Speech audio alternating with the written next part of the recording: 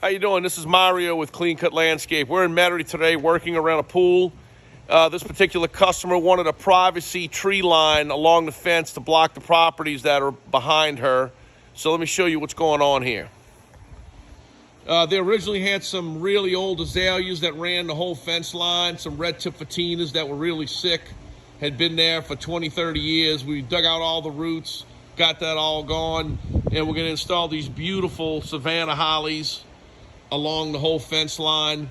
These will grow to where the heads will be above the fence and it'll block the house on the other side. We're also going to do an underplanting of Shi Shi camellias. These will give you some nice pink blooms around the holidays, and then we'll come back and we'll go ahead and top it all off with some grade A cypress mulch and make this whole backyard pretty and clean. So if you need your pool landscaping done, give Mario with Clean Cut Landscape a call. 415-1438.